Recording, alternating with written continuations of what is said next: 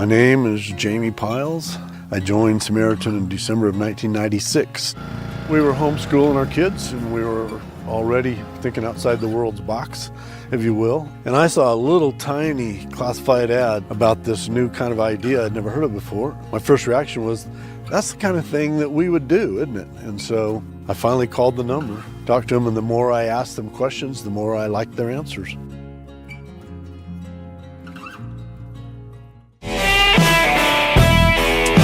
Hey y'all, welcome to CrossPolitic on the Fight Laugh Feast Network. Pastor Toby Chuck Knox, I'm the water boy. You know, and a lot of people are kind of, making fun of, Black Little Mermaid, like woke Little Mermaid. Okay. I think for all the wrong reasons.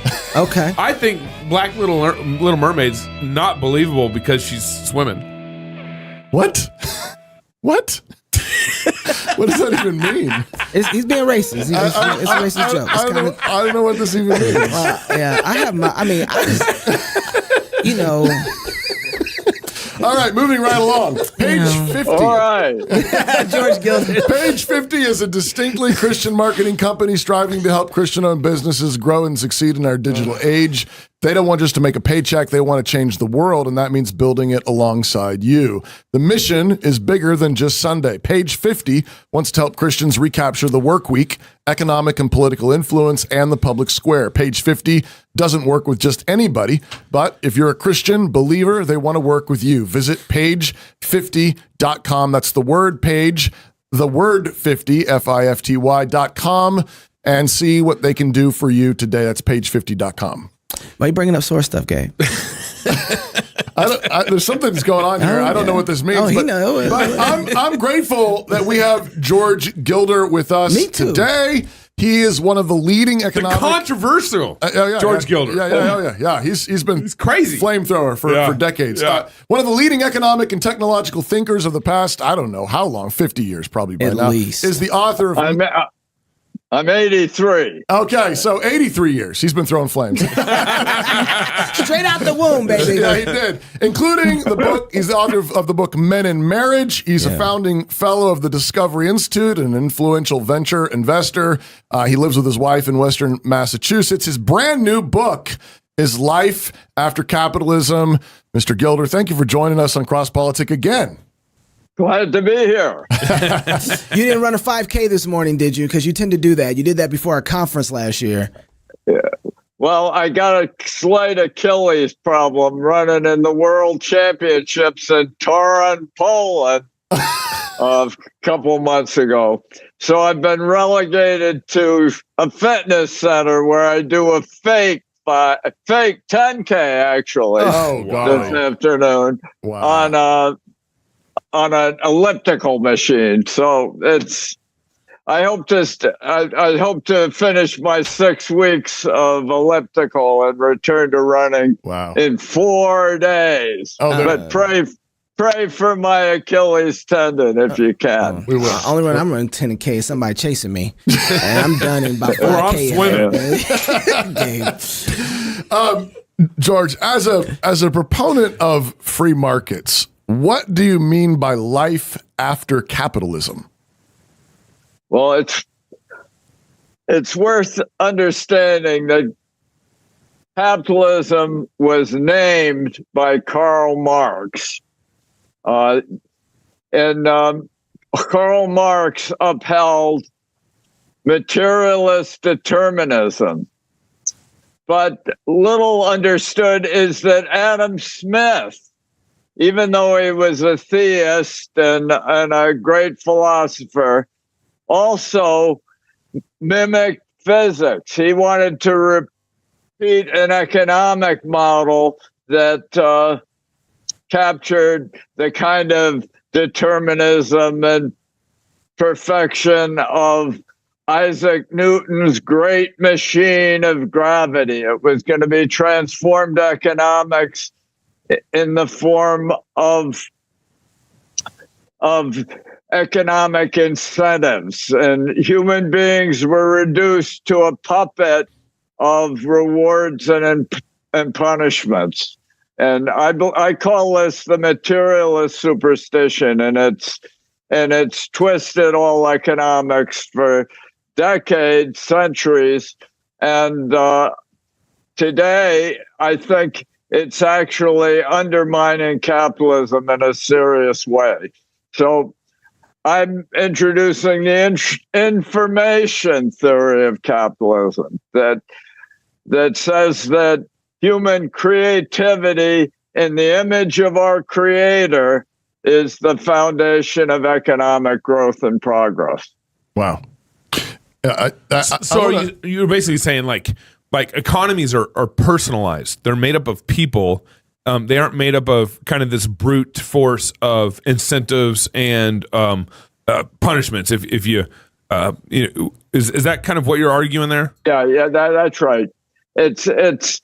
I say that capitalism is essentially an information system, not an incentive system. It's not a great machine.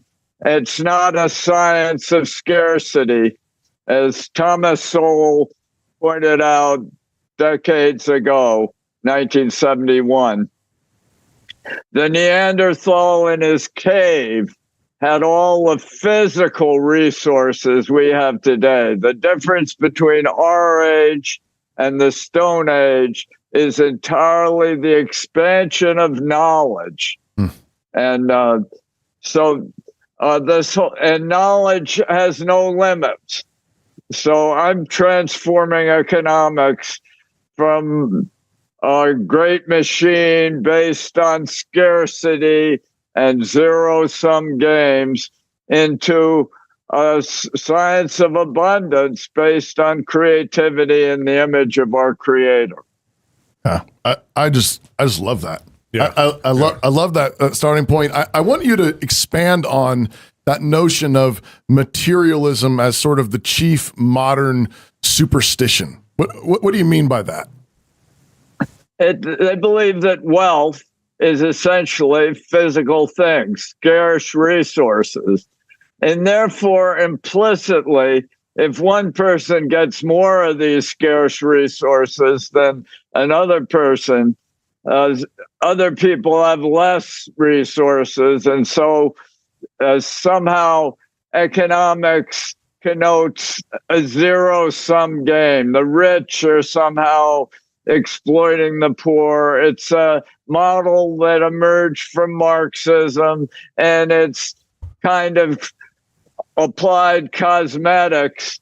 But in the end, it's a determinist mix of scarcity. And I believe that, in fact, what remains scarce when everything else grows abundant is time. And that's the only real scarcity in economics. And real money represents time. When you run out of money, you're in fact running out of the time to earn more money. So then someone who is not very rich, a poor person, part of what they have is they don't have money, so then they don't have time, so they don't get knowledge. How does one break that cycle? No. What cycle is that? The cycle is that we live in a world of abundance and increasing abundance. There's a great book by Gail Pooley and Marion Tupy. Gail Pooley's at Discovery Institute with me, and Marion Tupy is at Cato, and it's called Superabundance. And it demonstrates that measured by time prices rather than these totally bogus economic numbers you read from government bureaus. They take massive bureaucracies spreading across Washington to determine whether prices are going up or down. But when you simplify economics by saying time is the scarce resource, you can show that the time that a typical worker has to spend to buy the 50 major commodities that sustain our lives has dropped 75% since 1980, while world population has grown 75%. Human beings are not just mouths, as economists think, they're minds. And human minds are the great, echoing the creativity, echoing their creator. Human minds constantly expand resources. They don't merely consume resources. So then we actually do the math backwards then, because we assume we got to have less people and we'll get more stuff, when really the more people who have their minds put together to work together create more resources, or more we gain more wealth. Absolutely. More people. That's what Tupi and Pooley demonstrate. And incidentally, this book, I wrote the introduction to it, but this book got a 20-minute endorsement essentially by Larry Summers, who used to be Obama's economic advisor, chief economic advisor, was president of Harvard, but he's an eminent economist. And there are another Nobel laureates have endorsed it. It's a major breakthrough in economics, and it changes economics from the materialist superstition. The economics is a dismal science of scarcity into a science of abundance, where the only scarcity is time. Early in your book, you say you talk about the deficit, our current American deficit, budget, federal government deficit, and you don't seem to be quite as concerned about it as most conservatives tend to be. Why not? Because in Wealth and Poverty, my big worldwide bestseller that Reagan read and distributed to his cabinet,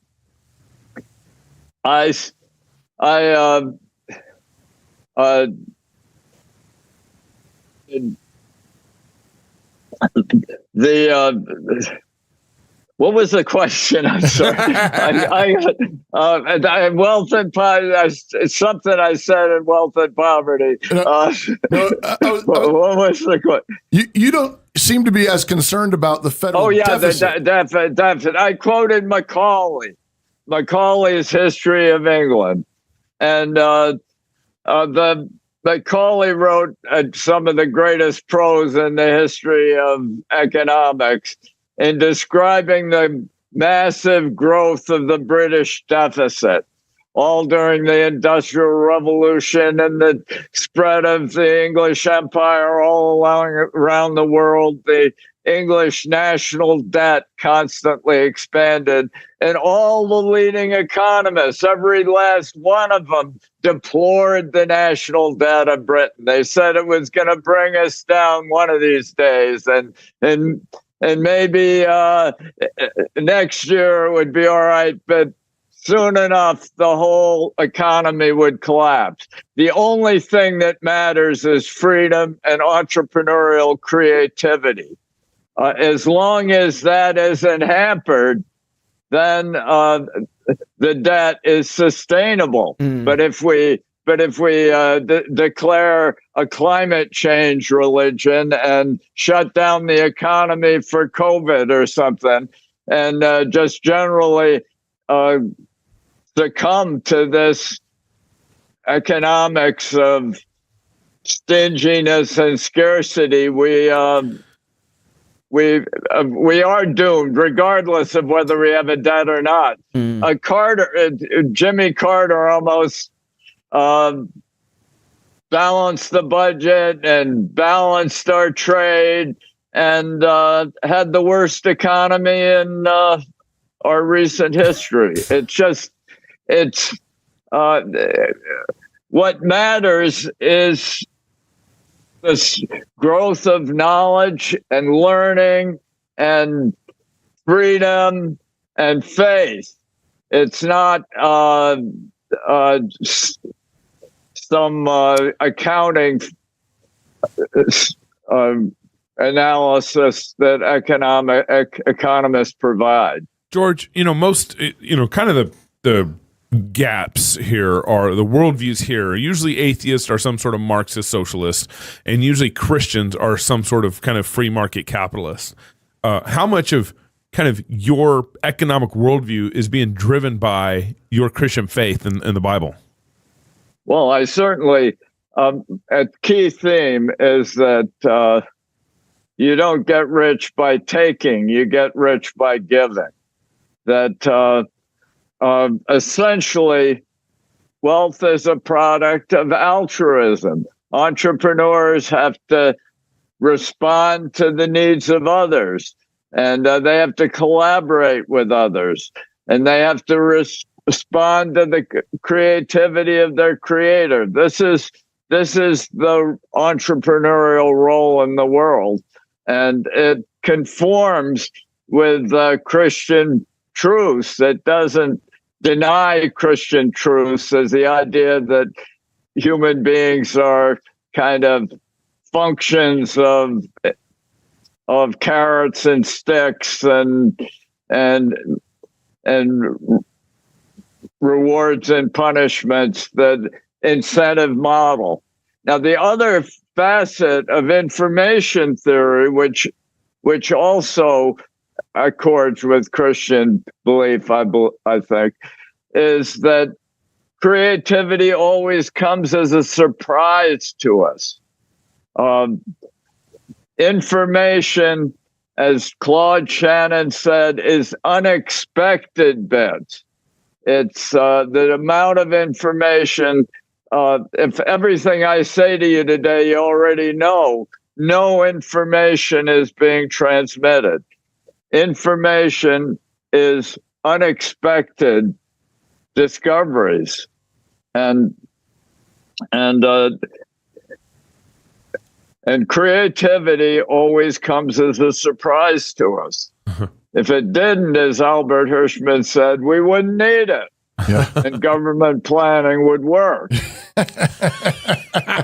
Because government planning is not creative. Right. No, it's not at all. It's all, they want everything to be predictable. Yeah. George. They were trying to guarantee the future, and you can't.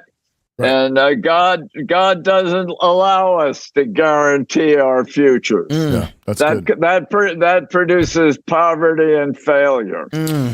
George, we're excited that Canon Press is actually republishing your book from the 80s, Men in Marriage. And it's, I don't know if you know, but it's actually causing a little bit of a stir, at least in our neck of the woods. Maybe it always has. Maybe every time it gets republished, there's a controversy. Phil Donahue comes again. But in the opening of your book, you argue that the prime fact of life is the sexual superiority of women, and there's some conservative men who are like, are part of a kind of a manosphere resurgence of biblical masculinity who have seen that line, I think, and thought, wait, what is George Gilder like leading? A feminist? Is he leading us back into feminism by saying that women are sexually superior? What do you mean by that? And can you say anything to the men who might be generally conservative and biblical in their thinking about manhood, but read a line like that and think you're going crazy? Yeah. Well, a theme of Men in Marriage is that the man's link to the future passes through the womb of a woman. Sexuality is inherently procreative, and women play the central role in procreation. And this means that in those terms, in purely sexual terms, women are where it's at. And but men have a different role. Men are more aggressive than women. The men have many capabilities that excel women. We're stronger. We're better mathematicians in general. We're more interested in machines and instruments. We're crucial to the whole society. And civilization is based on these differences between the sexes. And that's the theme of Men and Marriage. And George, it strikes me that women are stronger. Men are stronger. Men are more dominant, and so often we kind of think, well, we're the sexual superior gender. Trying to ask this question without it getting weird, but like men are the stronger ones, men are the more dominant ones. How in that image of sexuality does it shake out that women are the more superior ones in this situation? Men can easily overcome a woman. Does that? You guys want to help me with that? No, the superiority is in sexuality, and we're forgetting it now. We imagine sex is chiefly some form of pleasure seeking, or it begins and ends with intercourse. But really, sexuality is about the bearing of children and raising and nurturing children. And in those roles, obviously, women are absolutely central. And since children are what connect families to the future, connect men to the future, men are dependent on women in this domain. Women are dependent on men as providers to a great extent, and protectors, and as and many forms of creativity beyond the family tend to be dominated by men. But there are different roles. God created us man and woman, and we're different. Crazy talk. Crazy talk. And those differences are the foundation of civilized society. That's good. And yeah, Joe, I think some of the pushback has been that in your book, Man in Marriage, it seems that the men are just kind of like these brute forces, just kind of going around without focus, and then women are these civilizers. Yeah, more civilizers and kind of the savior of man's sexuality. Yeah, I think that's right. Well, it was funny. Go ahead. Go. Yeah. Well, I wrote one of the themes of Men and Marriage is the difference between, all the economists tell us that, there's a lot of sexism in this economy, and thus women get paid less than men and earn less money than men, and thus are somehow victims of the patriarchy. There are all these themes, but the fact is, single women earn more than comparable single men, and it's only married men that out-earn married women, and that's because married women are distracted to a great degree by their nurturing role, which is absolutely central to the survival of the society, and also, in a less recognized way, to giving men a tie to the future, to release them from the otherwise short-term perspectives of their sexual nature.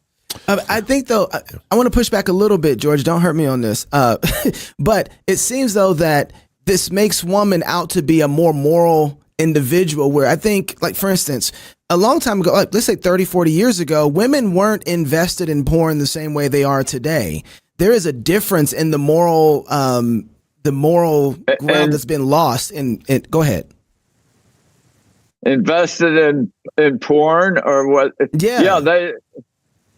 I mean, that I believe is the breakdown of the family. The family is the foundation of civilized life, and marriage and family, and what we call poverty and what we call degeneration and breakdown is mostly a reflection of the breakdown of the family structure that gives meaning and continuity and futurity, links to the future for our lives, and gives deeper meaning to our lives in the context of our creativity in the image of our creator. Maybe can I try? Yeah, take a step I just want to say that we don't have those kind of women anymore. Like, so because of the breakdown of the family, now those kind of women who would have been more civil or restorators, they don't exist anymore. There's a lot. Yeah, there's a lot of men. That's right. There's a lot of men are saying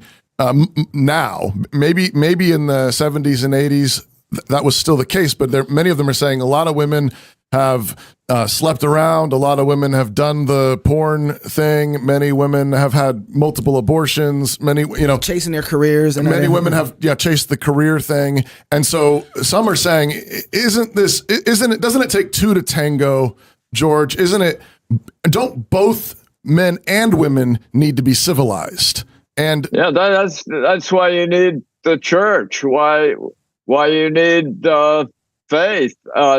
I mean, that's the breakdown of the family, I think, is caused by a breakdown of the moral order, which is fostered by churches and families and traditions. In information theory, the low entropy carriers, the predictable meaning-bearing structures that accommodate unexpected creativity. Do you think, so would you say in the same way that women can play a role, a virtuous woman, a woman who is in line with her nature, the way God made her, she can play a role of a kind of savior, civilizer to men? Is there a comparable way in which when a man then marries a woman and commits to a woman, he is also a civilizer to her, that he is a savior to her? I think that's true. That's a good point. I don't focus on it in Men and Marriage because I think throughout human history, it is men outside the family order tend to be short-term and predatory. And, I talk about society is invaded every generation by barbarians. And these barbarians are single men. And they get subdued by women and taught the long-term purposes and meanings of their sexuality. And which reach through the womb of women to the birth of children who bear our genes and our inspiration and teaching into the future. And that's really the foundation of civilization. I even show in Men and Marriage that the whole Industrial Revolution chiefly occurred in precisely those parts of Europe where the nuclear family was most established. And this has been crucial to productivity and progress throughout the history of humans. And this is one of the themes of Men and Marriage. I think part of the issue here is, by what standard kind of issue. By what standard are you defining and measuring what's superior over the other? And so part of, I think, what you're arguing here is that women's sexuality is superior over man's sexuality in the sense that she can make babies. She can make babies. Men can't. Their sexuality is long-term visionary oriented. Men's sexuality is very short, very short run and short lived, and that her sexuality creates civilizations. Man's sexuality is, only really about pleasure. Like there's more than just pleasure to women. There's society that's coming out of her than just pleasure and sexuality. And so is that kind of getting at what do you mean by superior here? Yeah, I think you're too preoccupied with the superior word. I mean, I'm just. This is a book that upholds, in general, different sex roles. It doesn't mean they have to be ruthlessly enforced, or every woman who wants to be a lawyer has to be somehow suppressed or something, or a woman who wants to run for president has to be. It doesn't say that.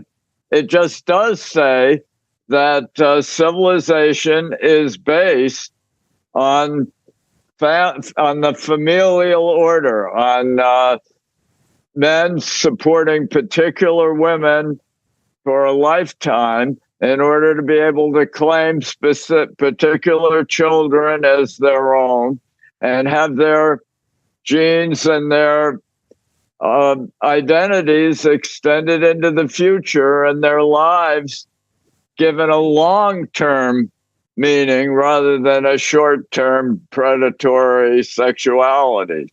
George, you've been involved in the conservative world for, I don't know, 83 years since you were born. Yeah, my dad was a conservative who was lost in the Second World War. I remember reading that in the epilogue of Men and Marriage. That's right. It's actually a beautiful story. What's your assessment of the conservative movement broadly here in 2023? I mean, you were involved in Reagan administration, and before that, you've seen a number of administrations come and go. You've seen the conservative movement, through the Reagan years, through the conservative resurgence, the Trump administration.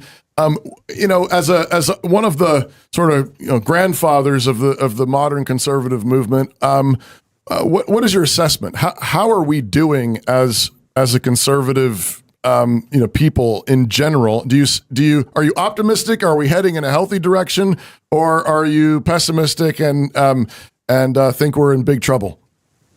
Well, I think that your form of conservatism with a Christian foundation is, I wrote the Israel Test. It's a Judeo-Christian order, and I think that form of conservatism is strong. But I wish conservatives in general would get out of Hunter Biden's laptop. I'm really this idea of treating your opponents chiefly as criminals or something, and just obsession with various personal issues seems to me to be a great mistake of conservatism at the moment. I think we gotta start presenting our own ideas rather than just obsessing with various offenses of the left. Yeah, I think, conservatism, maybe George, you could also fill this out for me. But our idea of conservatism kind of came out of the 30s and 40s, where conservatives started becoming, gathering around what we were against. We're against socialism. We're against, regulation. We're against all this stuff. Instead of conservatism has lost a vision of what it's for. Would you say that's fair? I think that's what in life after capitalism, that's the theme, and I hope that the book works to have some influence. It is having a pretty good reception now, and I hope that ultimately this movement that Gail Pooley and Marian Tupy and others have led into superabundance will prevail over this narrow-minded, predatory kind of vision, where the chief goal is to put your opponents in jail. Well, go buy George Gilder's book today. Yes, I got it. Life After Capitalism. Go buy all his books. And of course, Life After Google. Yeah. You got Knowledge and Power. Men and Marriage, Wealth and which is coming Poverty. out by Canon Press. Check out. Coming out. And it's really exciting that Men and Marriage is coming out again. That's my most personal book, and I'm delighted to have it coming out again with Canon Press. They've done a beautiful design, and I think it's a great moment for an old book that's really 50 years old to be as relevant today as it was the day, more relevant today than the day I wrote it. And Canon Press is also doing a documentary on you. That's right. Is that right? They've been working on it. He hasn't seen it yet. He's like, I think they are. Well, very good. We always appreciate having you on, George. Appreciate all your work, and we will be praying that your Achilles is healed up and you can get back to running. Thank you so much. All right, George. Thank you, George. Thank you. Do you have the ad you want to read before we go? Oh, yeah. I got to read it. I'm just waiting for you to. Oh, sorry. I forgot about my ad. One more ad. Gravity Jack is a full-service digital agency specializing in the development of virtual and augmented reality experiences, mobile apps, blockchain, and Web3 projects. Founded in 2009 as the first American agency to offer augmented reality, they even patented it. Gravity Jack's digital experiences have been a source of innovation for small business, Fortune 500 companies, and the U.S. military. Get your vision in motion at gravityjack.com. They're doing some amazing things with AR. You want to check those? George, I just sent you an email about introduce us to Gail Pooley. All right, let's do that. Superabundance. George, you stay right there. Stay right there, George. If you're single, get married. If you're married, have you some kids. And if you have kids, go baptize them. Until next time, love God with all your heart, soul, mind, and strength. Love your neighbor as yourself. Go fight, laugh, and feast. This is CrossPolitic.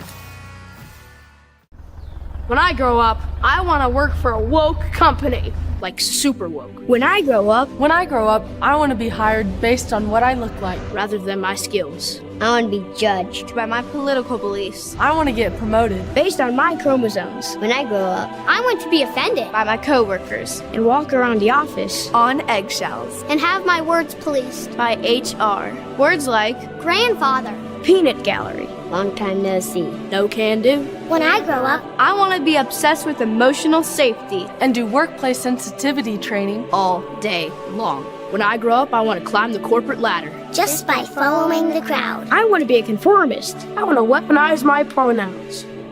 What are pronouns? It's time to grow up and get back to work. Introducing the #1 woke-free job board in America, redballoon.work.